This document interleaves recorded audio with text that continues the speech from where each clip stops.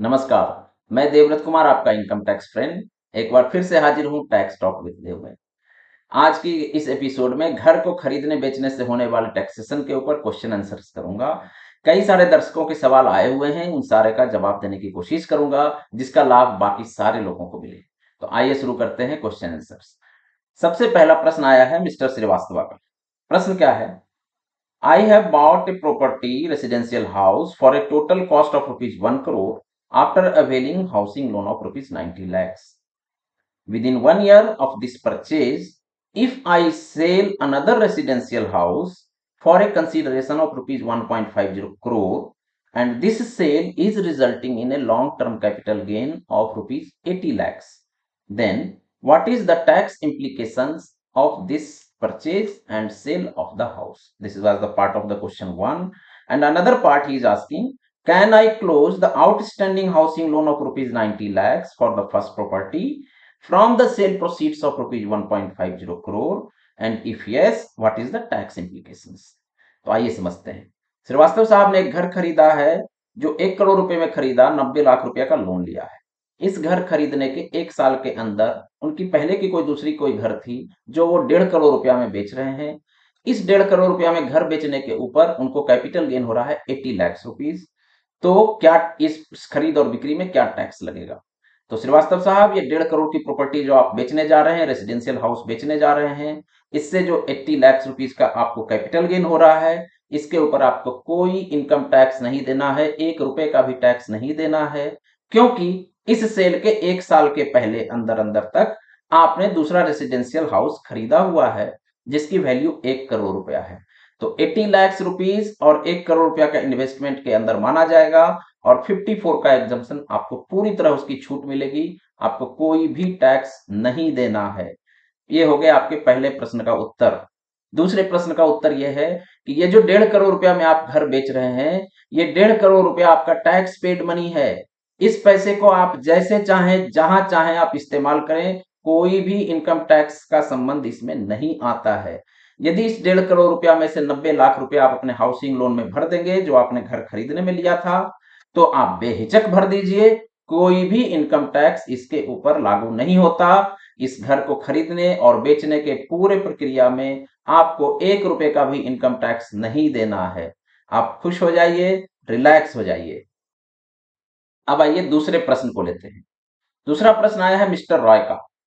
राय साहब लिखते हैं, I have sold one house for rupees 3 crore and the total capital gain, long term capital gain are coming to rupees 1.20 crores. I wish to purchase two houses from the sale proceeds of rupees 3 crore. Then what are the tax implications? Can I get the exemption under section 54 for both the houses which I propose to buy? बहुत बढ़िया सवाल है राय साहब। राय साहब कह रहे हैं कि मैं कोई एक घर है जो मैं बेच रहा हूं जिससे मुझे 3 करोड़ रुपए मिलेंगे और इस घर को बेचने में 3 करोड़ रुपए को बेचने में मेरा लॉन्ग टर्म कैपिटल गेन होगा 1 करोड़ 20 लाख रुपया। मैं इस 3 करोड़ रुपए में से 2 घर खरीदना चाहता हूं। इस 3 करोड़ रुपए का इस्तेमाल मैं 2 घर को खरीदने में करना चाहता हूं। तो क्या इस ऐसा करने से मेरे टैक्स के ऊपर क्या इंप्लीकेशन है, इनकम टैक्स का क्या इंप्लीकेशन है? राय साहब, बहुत बढ़िया क्वेश्चन है। आपकी जानकारी के लिए बता देता हूं कि यदि आप पूरे जीवन काल में एक बार ये ऑप्शन ले सकते हैं कि यदि किसी रेसिडेंशियल हाउस को सेल करने से आपका long term capital gain maximum 2 crore rupees तक हो रहा है, तो आप एक घर को सेल करके अगर 2 घर खरीद रहे हैं सामने, तो आपको 54 का एग्जम्पशन अवेलेबल है। आपने जैसा लिखा है कि आपका लॉन्ग टर्म कैपिटल गेन हो रहा है 1 करोड़ 20 लाख रुपया और आप उस 3 करोड़ रुपया को इन्वेस्ट करना चाहते हैं, यानी कि आप 1 करोड़ 20 लाख रुपया जो लॉन्ग टर्म कैपिटल गेन है वो सामने 2 घरों में इन्वेस्ट कर रहे हैं, आपको 54 की छूट पूरी तरह मिलेगी।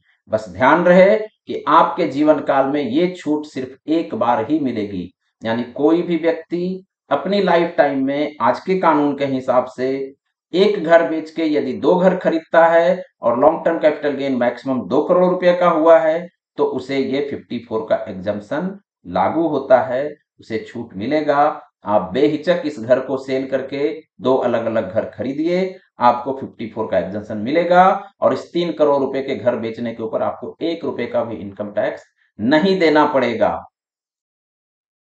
अगला प्रश्न है मिसेज चौहान का।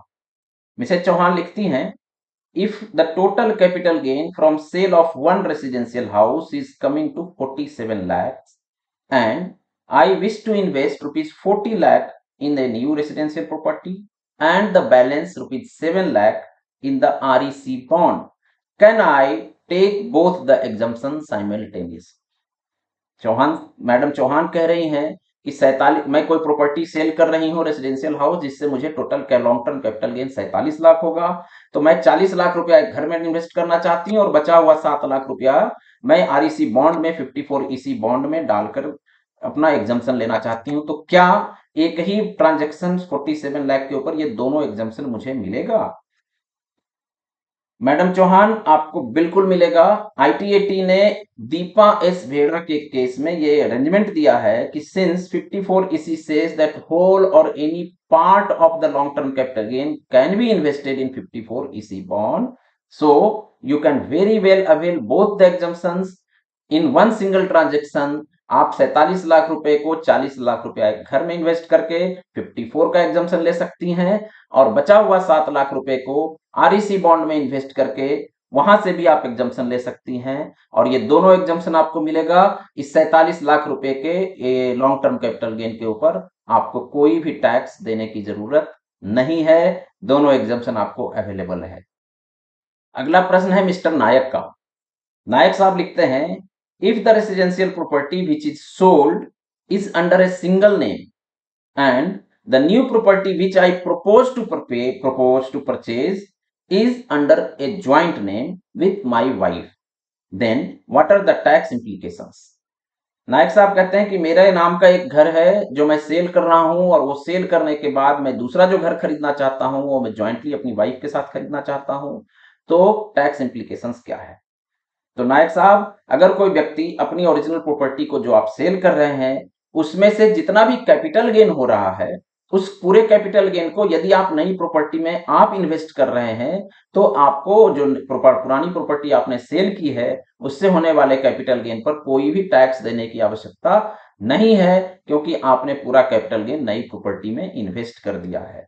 आपकी वाइफ ने अगर कुछ इन्वेस्टमेंट किया है नई प्रॉपर्टी में तो भी बढ़िया, नहीं भी किया है तो भी कोई दिक्कत नहीं है, क्योंकि आपने अपना लॉन्ग टर्म कैपिटल गेन नई रेसिडेंशियल हाउस में इन्वेस्ट कर लिया है, इसलिए आपको 54 का एग्जम्पशन मिलेगा और आपको कोई भी इनकम टैक्स पुरानी प्रॉपर्टी के कैपिटल गेन के ऊपर देने की आवश्यकता नहीं है। अगला सवाल मिस्टर सिन्हा का है। सिन्हा साहब लिखते हैं, can I save taxes by selling 2 residential houses and investing in a single residential property? तो सिन्हा साहब का सवाल बहुत सरल है कि वो कोई दो, उनका जो पुराना रेसिडेंशियल घर है वो दो को सेल करना चाहते हैं और 2 प्रॉपर्टी सेल करने के बाद जो पैसे उनको मिले उसको एक नई प्रॉपर्टी में सिंगल रेसिडेंशियल हाउस में इन्वेस्ट करना चाहते हैं। तो क्या इन दोनों प्रॉपर्टी से होने वाले कैपिटल गेन का एग्जम्पशन इस प्रॉपर्टी में इन्वेस्टमेंट के दौरान मिलेगा या नहीं मिलेगा? सिन्हा साहब, बिल्कुल मिलेगा, बशर्ते आप इन 2 प्रॉपर्टी के ऊपर होने वाले कैपिटल गेन को पूरी तरह इस नई प्रॉपर्टी में इन्वेस्ट कर दें। जैसे मान लें कि अगर कोई पहली प्रॉपर्टी है जिस पर आपको कैपिटल गेन हो रहा है 60 लाख रुपीज और दूसरी प्रॉपर्टी है जिस पर आपको कैपिटल गेन हो रहा है 80 लाख रुपीज, तो 80 प्लस 60 1 करोड़ 40 लाख रुपीज। तो यदि अगर आप कोई नई रेसिडेंशियल प्रॉपर्टी कम से कम 1 करोड़ 40 लाख रुपए की इन्वेस्टमेंट करते हैं, खरीदते हैं, बाकी सभी शर्तें जैसा मैंने पिछली वीडियो में बताया हुआ है उसको मानते हुए, तो अवश्य इन दोनों प्रॉपर्टी के ऊपर होने वाले कैपिटल गेन का एग्जम्पशन आपको इस प्रॉपर्टी में इन्वेस्टमेंट के आधार पर मिलेगा। आपको इन दोनों प्रॉपर्टी में 80 लाख और 60 लाख यानी 1 करोड़ 40 लाख रुपए के ऊपर कोई भी टैक्स देने की जरूरत नहीं है, क्योंकि आपने नई एक प्रॉपर्टी में इन्वेस्टमेंट कर दिया है। आप बेफिक्र होकर के नया घर खरीदिए, आपको कोई टैक्स देने की आवश्यकता नहीं है। अगला प्रश्न शर्मा साहब का है। मिस्टर शर्मा लिखते हैं, I have 5 residential flats and I wish to sell 1 flat out of that, can I get exemption under section 54 if I invest in another flat? Yes, 54 के अंदर आप चाहे कितने भी रेसिडेंशियल हाउस आपके पास हो, आप अगर उसको जो जितनी भी 54 की शर्तें जो मैंने पिछली वीडियोस में आपको बताई हुई है उसको फॉलो करते हैं, यानी 1 साल पहले और 2 साल बाद और रिटर्न फाइलिंग के पहले इन्वेस्ट करना है, आप पिछले वीडियोस में देख सकते हैं, कोई रोक नहीं है। आपके पास 5 घर हो, 10 घर हो, कोई दिक्कत नहीं है। आप जो एक घर बेच रहे हैं उसके ऊपर होने वाले कैपिटल गेन का इन्वेस्टमेंट अगर नए रेजिडेंशियल प्रॉपर्टी में हो रहा है विद इन टाइम फ्रेम, बिल्कुल आपको एग्जम्पशन मिलेगा। कोई दिक्कत नहीं है, आप 5, 10, 50 जितने भगवान करें आपके पास फ्लैट्स हों, कोई दिक्कत नहीं है, बशर्ते आप 54 की जितनी शर्तें हैं उसको फॉलो करते हुए नया रेजिडेंशियल घर खरीदते हैं, तो कैपिटल गेन जो आपको पुराने घर को बेचने से होता है उसके ऊपर कोई भी इनकम टैक्स देने की आवश्यकता नहीं है। आगे मैं कुछ प्रश्न ले रहा हूं जो कई लोगों ने एंसेस्ट्रल हाउस के सेल के संबंध में लिखा है, तो उसको सबको क्लब करके मैं सिलसिलेवार एक ही जगह लाया हूं और एक एक करके बड़े ध्यान से आप देखिए एंसेस्ट्रल हाउस के टैक्सेशन के ऊपर लोगों की क्या जिज्ञासा है। तो पहला प्रश्न है मिस्टर चौहान का। चौहान साहब लिखते हैं, how the long term capital gain is taxed on the sale of ancestral house, the cost of which is not known to me, whether indexation benefits are available in this case. Chauhan साहब, कोई भी property जिसकी valuation आपको नहीं पता है या जिसकी कॉस्ट आपको नहीं पता है, एंसेस्ट्रल हाउस है या काफी पहले का खरीदा हुआ है, इन सारे केस में उस प्रॉपर्टी की गवर्नमेंट वैल्यू एज ऑन 1/4/2001, 1 अप्रैल 2001 की उस प्रॉपर्टी की क्या गवर्नमेंट की वैल्यू थी, जिसे कई जगह रेडी रेकनर रेट बोलते हैं, कई जगह गाइडलाइन वैल्यू बोलते हैं, कहीं सर्कल रेट बोलते हैं, कहीं कुछ और नाम से बोलते हैं, यानी लोकल अथॉरिटी जो भी उसको नाम दे। तो 1 अप्रैल 2001 को उस प्रॉपर्टी की जो गवर्नमेंट वैल्यू है वही उसकी कॉस्ट मानी जाएगी। अब गवर्नमेंट वैल्यू निकलवाने के अलग अलग तरीके हैं, या तो सब रजिस्ट्रार के ऑफिस से आप निकलवा सकते हैं, या कोई रजिस्टर्ड वैल्यूअर जो होते हैं वो उस गवर्नमेंट के वैल्यू के हिसाब से आपकी प्रॉपर्टी को वैल्यू करते हैं। तो 1 अप्रैल 2001 को जो भी वैल्यू उस प्रॉपर्टी की होगी वही कॉस्ट माना जाएगा। और मान लीजिए कि आप उस रेसिडेंशियल हाउस को इस साल में सेल करने का आपका इरादा है, तो बिल्कुल आपको 2001 से आज तक का इंडेक्सेशन बेनिफिट मिलेगा, और ये इंडेक्सेशन बेनिफिट कॉस्ट माना जाएगा 1 अप्रैल 2001 का, और जो भी इंडेक्स्ड वैल्यू होगा वो आपका बेनिफिट मिलेगा लॉन्ग टर्म कैपिटल गेन के कैलकुलेशन में। इस इंडेक्सेशन वैल्यू का आपको बहुत ही बेनिफिट मिलेगा। बाकी सारी शर्तें जैसे कोई भी रेसिडेंशियल हाउस को सेल करने के बाद कैपिटल गेन के ऊपर लागू होती है, वो सारी शर्तें आपके ऊपर भी लागू होती है। यदि आप इस कैपिटल गेन को सामने दूसरे घर में इन्वेस्ट कर देते हैं तो आपको 54 का एग्जम्पशन मिल जाता है। आप अगर नहीं करना चाहते इन्वेस्ट तो टैक्स पेमेंट करना है, तो लॉन्ग टर्म कैपिटल गेन के ऊपर टैक्स करना है। यानी कि एंसेस्ट्रल हाउस को सेल करने के लिए आपका जो मूल प्रश्न है कि उसकी कॉस्ट हम कैसे जानेंगे, तो कॉस्ट आपको 1 अप्रैल 2001 का वैल्यूएशन करवाना है। That value will be the cost of the property, and yes indexation benefits are also available to you. अब एंसेस्ट्रल प्रॉपर्टी से संबंधित एक बड़ा इंटरेस्टिंग क्वेश्चन है राय साहब का। लिखते हैं, what if I sell the ancestral house which came to me in from inheritance? Okay, I transfer the sale proceeds to my wife, who in turn purchases a property in her single name. Then what about the taxes payable on the sale of my ancestral house in my hand? राय साहब, आपने ancestral house cell किया जो आपके नाम पे था और आपको इनहेरिटेंस से मिला था। जैसा मैंने पिछले प्रश्न में बताया कि कैपिटल गेन का वर्किंग कैसे करना है, 1 अप्रैल 2001 से उसका कॉस्ट लेना है और इंडेक्सेशन करके। तो इस प्रकार होने वाले जो लॉन्ग टर्म कैपिटल गेन है उसके ऊपर जो टैक्स की लायबिलिटी बनती है वो आपकी बनती है। यदि आप उस लॉन्ग टर्म कैपिटल गेन को अपने नाम पे इन्वेस्ट करते हैं, नए नए प्रॉपर्टी नए रेसिडेंशियल हाउस में इन्वेस्ट करते हैं, तो ही आपको एग्जम्पशन मिलता है। आपने ये कहा है कि ये जो एंसेस्ट्रल प्रॉपर्टी को सेल करके जो प्रोसीड्स मेरे पास आया, जो पैसा आया, उस पैसे को मैंने अपनी वाइफ को दे दिया और वाइफ ने अपने सिंगल नाम में कोई प्रॉपर्टी खरीद ली। सॉरी राय साहब, आपको टैक्स भरना होगा। आप पैसा दीजिए, उनको घर खरीदने दीजिए, मुझे उसमें कोई एतराज नहीं है, किसी को एतराज नहीं है, परंतु एंसेस्ट्रल हाउस को सेल करके जो आपको पैसे आए हैं उसके ऊपर जो लॉन्ग टर्म कैपिटल गेन होगा उसके ऊपर आपको टैक्स भरना होगा, क्योंकि आप नए घर में आपका नाम नहीं है, आपका ओनरशिप नहीं है, आपने वो पैसे अपनी वाइफ को दे दिए हैं। That property will be held by your wife. तो इस केस में आपको 54 का एग्जम्पशन नहीं मिलेगा। आपको टैक्स भरना पड़ेगा। इसी से संबंधित एक यूनानिमस क्वेश्चन है, नाम नहीं लिखा है उन्होंने। इन्होंने लिखा है कि I have received residential house through will and if I sell the property immediately after receiving it, can I sell it before 2 years from the date of transfer in my name? In that case, whether it will be treated as long-term capital gain and can I get all the benefits of 54 section 54? आपने चूंकि नाम नहीं लिखा है, कोई बात नहीं है।